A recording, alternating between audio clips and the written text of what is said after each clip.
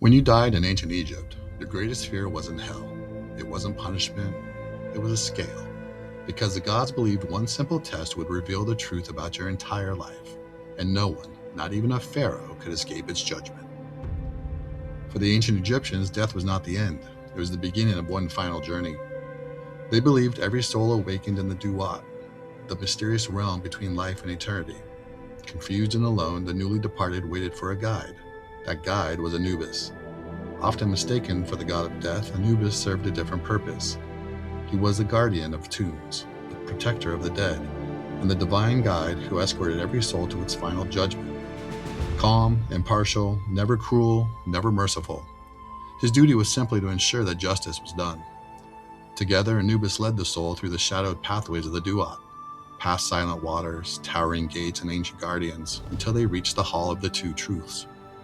There, beneath a ceiling painted with the stars, stood one of the most famous symbols in all of mythology, a great golden balance. At the far end of the hall sat Osiris, king of the afterlife, waiting in absolute silence. Beside him stood Ma'at, the goddess of truth, justice, and cosmic order. Nearby waited Thoth, the divine scribe, ready to record whatever judgment the scales revealed.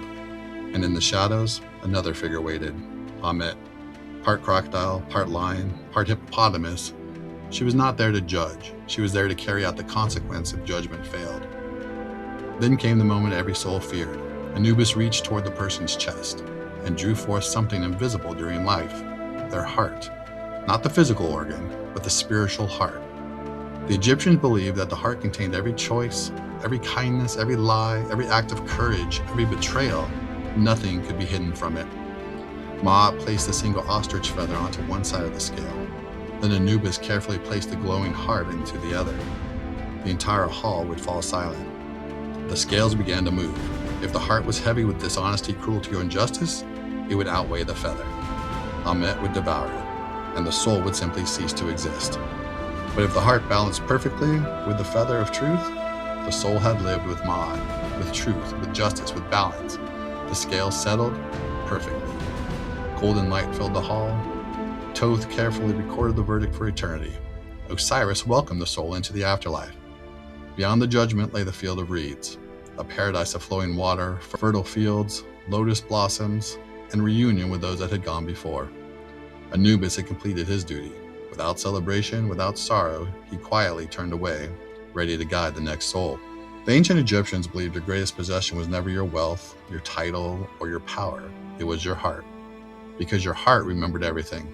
Every promise kept, every promise broken, every act of kindness, every selfish decision. No treasure could make it lighter. No crown could fool the scales. In the end, only the life you had lived determines its weight. Perhaps that is why the story of Anubis has endured for thousands of years. It reminds us that every choice leaves something behind. Long after our words are forgotten and our achievements fade, our character remains. And whether or not we believe in ancient Egyptian myths, the question they asked is still worth asking today. If your heart were weighed today, what would it reveal?